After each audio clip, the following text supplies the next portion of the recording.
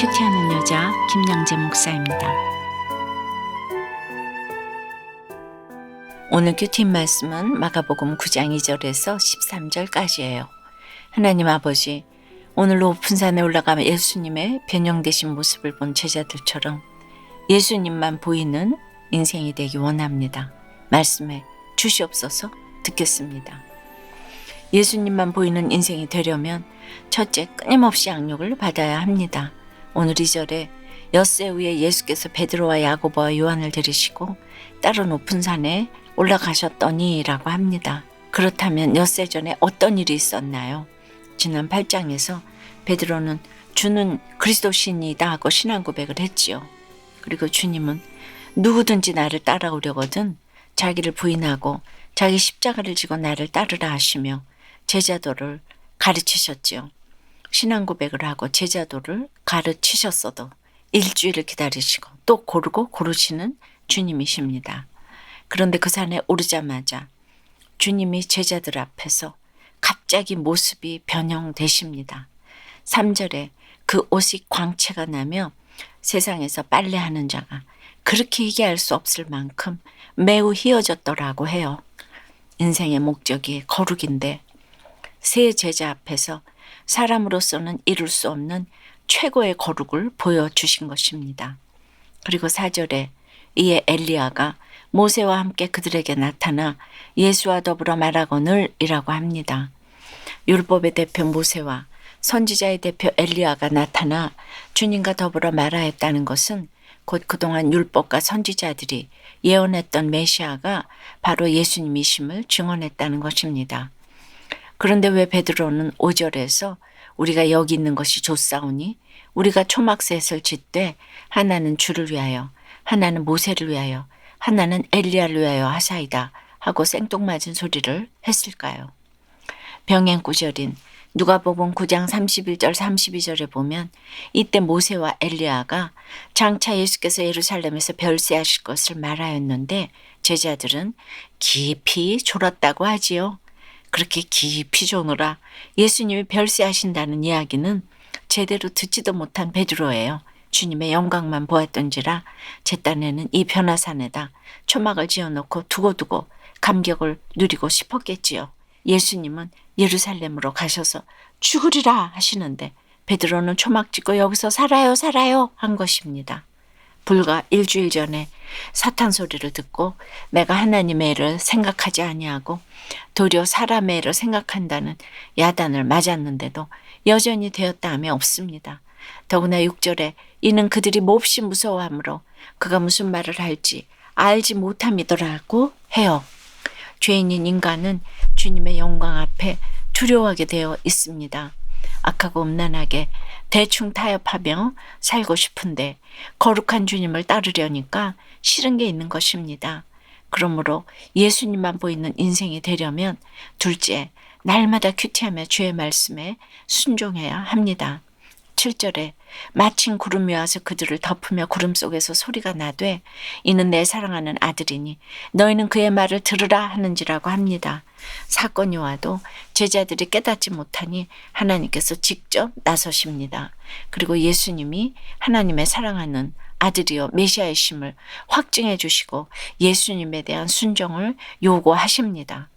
제자들이 그 말씀을 듣고서야 문득 둘러보니 아무도 보이지 아니하고 오직 예수와 자기들 뿐이었더라고 합니다. 율법의 모세도 선지자 엘리야도 율법의 마침이 되는 예수님께 그 영광의 자리를 양보했다는 것입니다. 우리도 이제는 율법에만 매일 것이 아니라 주님의 구속사에 초점을 두는 인생이 되어야 합니다. 돈도 학벌도 주위 환경도 내려놓고 오직 예수님만 바라보아야 합니다. 내 인생에 그 어떤 구름이 몰려와도 그렇습니다. 그 구름 속에서 나오는 주의 말씀에 순종하면 반드시 아무것도 보이지 아니하고 오직 예수와 나뿐이었더라의 인생이 될 것입니다. 여러분 어떠세요? 구름이 와서 내 인생을 덮은 사건은 무엇입니까? 주님을 따르려 해도 여전히 싫고 순종이 안 되는 것은 무엇이죠? 예수님만 보이는 인생이 되려면 셋째 고난과 멸시를 잘 감당해야 합니다.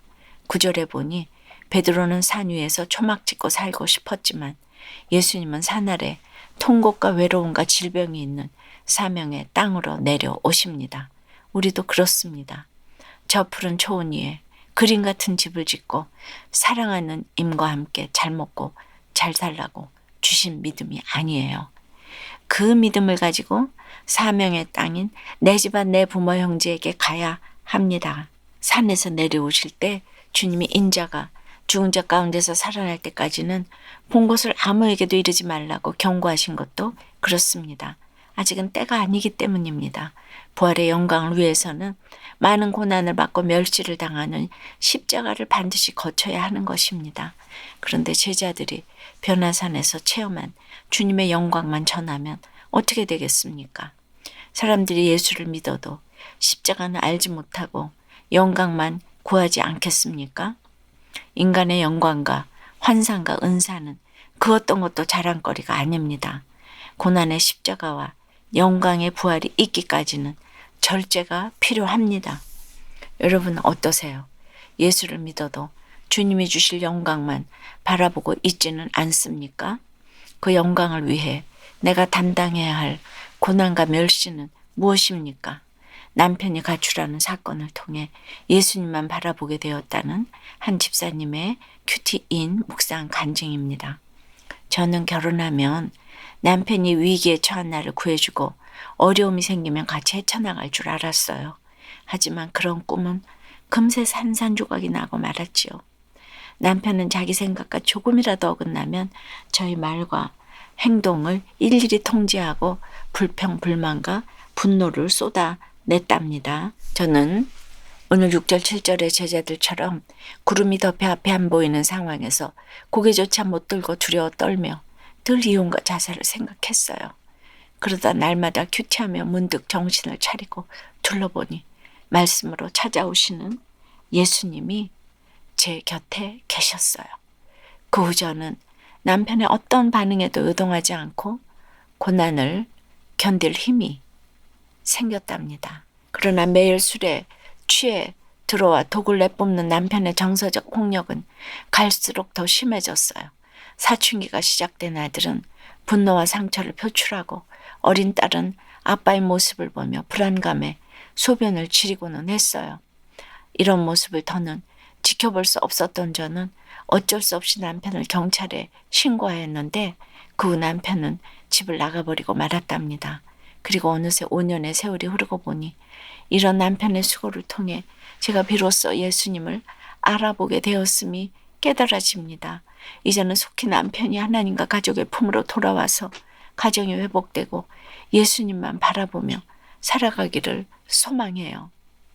저의 적용은 이혼하고 싶은 유혹과 요동함이 있을 때마다 교회 공동체에 솔직히 나누고 기도를 부탁하겠습니다. 남들과 비교하는 마음이 들게 하는 SNS 계정을 개설하거나 앱을 설치하지 않겠습니다. 입니다. 예수님만 보이는 인생이 되려면 끊임없이 양육을 받아야 해요. 날마다 큐티하며 주의 말씀에 순종해야 합니다. 고난과 멸시도 잘 감당해야 합니다. 그런데 오늘 10절 이후를 보니 제자들은 여전히 부활의 의미를 모릅니다. 자기들이 아는 율법의 지식으로는 엘리야가 메시아보다 먼저 와야 하는데 조금 전에 변화산에서 본 선지자 엘리야가 그 엘리야인지 저 엘리야인지 분별이 안 됩니다. 그런데 병행 구절인 마태복음 17장 13절에 보면 그제서야 제자들이 예수께서 말씀하신 것이 세례 요한인 줄을 깨달으니라고 하지요. 붙어만 있으면 그제라도 깨닫고 예수님만 바라보며 십자가 지는 제자들이에요.